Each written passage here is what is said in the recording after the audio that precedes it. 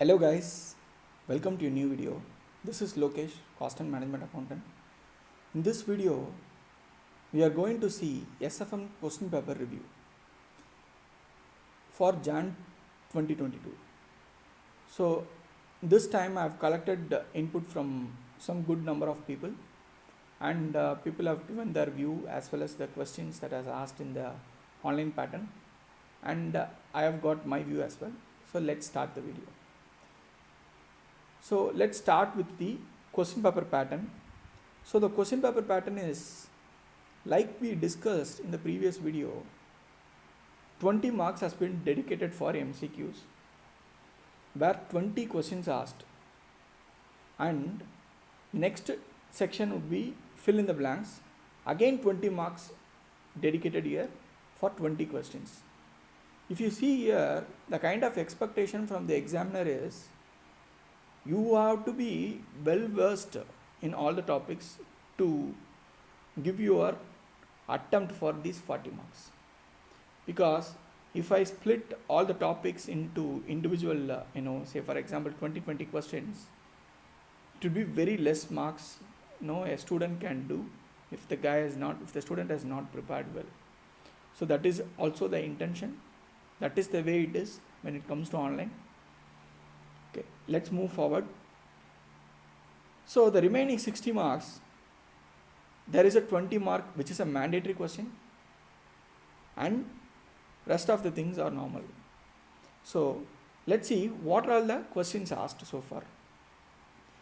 Majority of the questions have come from international finance and futures, that is derivative segment, like we normally discuss in our class. So many of the students who have attended my class will know that we have discussed all these are all expected areas from an examiner.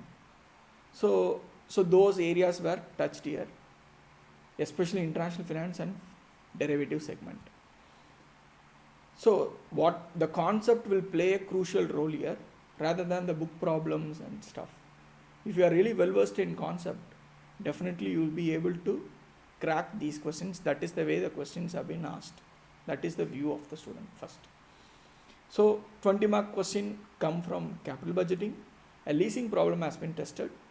Students felt that there is a time required to read the question, since it is a very big question tested this time for leasing.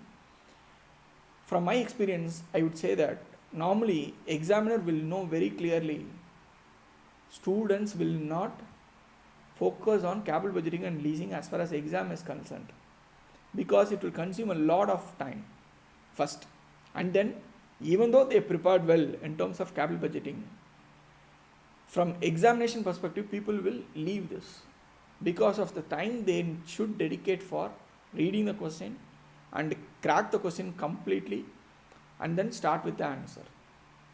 Compared to the other chapters, leasing and capital budgeting would be little tough from students perspective, not from conceptual understanding, but the way it is asked and way the students are expected to write. So that is the reason 20 marks have been dedicated for leasing here. So let's move to the next question. Next question is from derivatives chapter. 20 mark question has come, single question with lot of subdivision. Futures market, a commodity future question has come, 20 mark asked. So in my class I've already covered futures market very clearly in terms of conceptual understanding. So there is a lot of conceptual and practical knowledge is required to crack these kind of problems, is what students felt. And there are problems from portfolio management, risk adjusted discount rate asked, and mutual funds, a lot of questions have come in the MCQ space. Similarly, international finance, a lot of problems have come in the MCQ space. And similarly in the forex side, there are some questions specifically asked in the MCQ side, understanding the basic concepts. In the derivative segment, value of call and value of put has been tested, and a few other questions. Put call parity theorem related problems have come, and few other problems from mutual fund has come. So these are all the questions so far people have given. So let's see the students' view. Students' views that many students felt that they require a lot of practice to cover these sums within the 3-hour time frame. And students have felt that there is a numerous practice required to crack leasing problems. Last, students felt that the problems that are expected from international finance and derivatives need more conceptual understanding to crack these problems.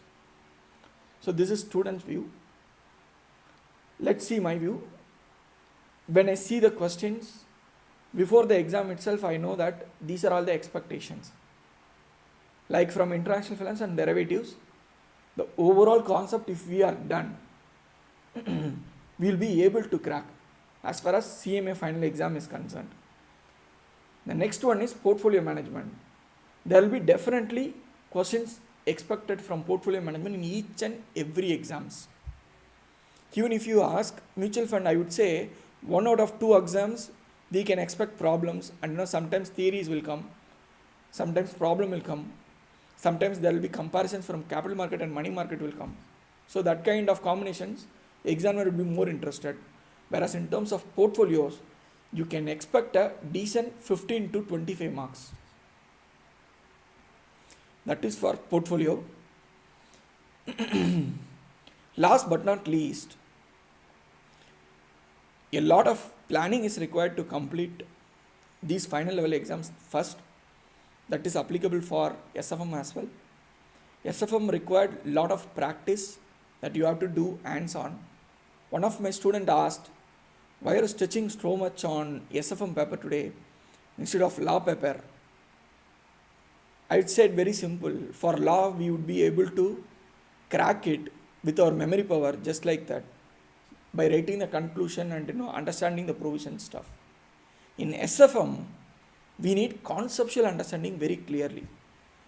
Our examiners will test the conceptual part very clearly. So that is what I would say in terms of SFM. Okay, that's all from my side.